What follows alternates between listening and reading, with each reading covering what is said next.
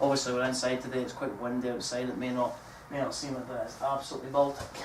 So, first thing we'll talk about is the most common faults related to with general wedge play, okay? So, for example, if you're a beginner to the game and you don't understand the proper physics of the obviously getting the ball up in the air, so what I see tend to happen is when we get into this motion, what happens is you're trying to force the ball up in the air. What happens is their weight kind of stays on their back foot.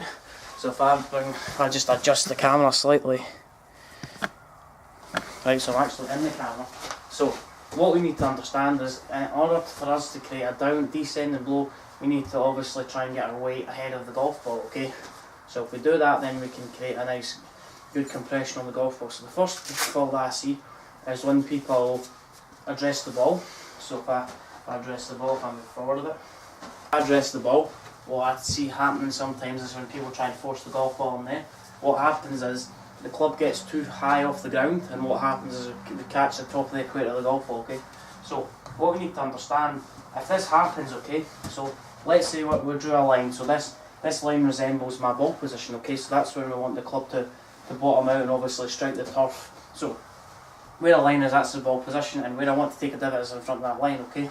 But what happens is when people try and help the ball up in there, their weight stays on their right foot, and what happens is they make a divot behind the golf, or behind that line, okay? So if I go like that and try and lift up in the air, then I basically graze the back end of that line, okay? So what we need to try and do, in order for us to obviously catch the ball first then the divot, then we need to obviously hit in front of that line, okay? So this will help you shallow your angle of attack, okay? So it's quite steep and you have the ball up in there, and it can be quite inconsistent, okay? So move the ball in front of that line, and just focus on almost just brushing in front of that line, okay? So too many golfers try and force one, that's where the club enters the ground behind that desired ball position, and that's where we try and hit the ball up in there. We don't get a lot of distance, the ball kind of balloons up in there, and we create too much spin, okay? So try and hit the bottom, try and hit the front of that line, and then we'll be able to obviously create the correct angles and impact. So a drill that I always like to use is called the step drill, okay? I'm trying to get my left foot on the line, okay? So in order to do this, I need to move weight forward, okay? So if I don't do that properly, then I'm going to back up, my weight's going to stay on my right foot, and I'm going to scoop it, okay? So I need to get into a position where I need to step forward, and I can feel the pressure on my left foot start off with, okay? So if I stay back here, the pressure stays on the back foot. So step forward, then hit, okay? So work on that drill. This is an unusual movement for me, okay? So step forward, just get used to that sensation, okay? So step forward, then hit. That sounded like a top flight, it was a top flight. So try that again. So feet together, step forward, then hit. That is a really strange drill. So tip number 2, what we need to understand is we need to try and get this right foot off the ground, okay? So if I move slightly forward, so we need to try and get this right foot off the ground to move. So if this right foot moves off the ground, then that's where we get our weight from our heels onto our toes, and that's where we transfer it forward, okay? So too many people, they don't get that right foot off the ground. What happens is the weight's kind of stuck there, and they kind of lead with the upper body to start off with.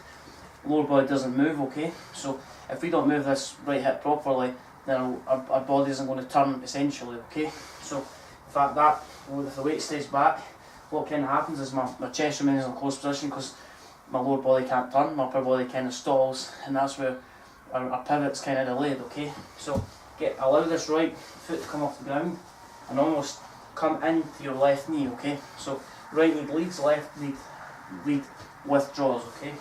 Left knee withdraws, okay? Just try and do that, get it. See, if I get that right foot off the ground, my weight goes left, okay? Third thing I want to talk about is this right elbow, okay? So, too many golfers that try and obviously help the ball up in the air, what happens is this right elbow gets too low, and what happens if the right elbow gets too low, the hand goes too low.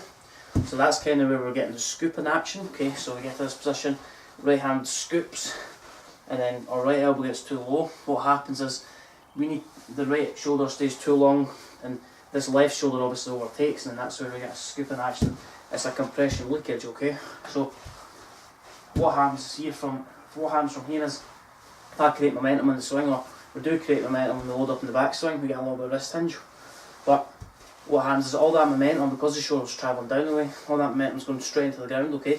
Because that momentum's going straight into the ground, the club's going to bottom out in relation to the momentum has been obviously dropped off, okay? So we need to focus on this, staying high, staying quite tall, okay? Allow the right shoulder to move up and around, so try and finish with a high right shoulder in the follow through position, okay? So let's try that. So 3 things to talk about.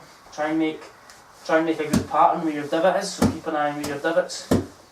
Second thing, what we want to focus on is obviously the right elbow, and then the third thing is try and get the right foot off the ground, okay?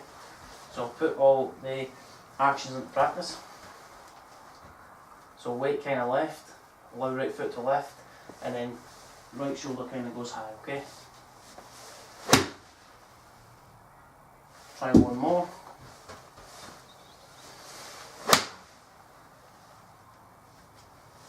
Right, so if I get that right foot off the ground, it allows my weight to transfer to the left foot.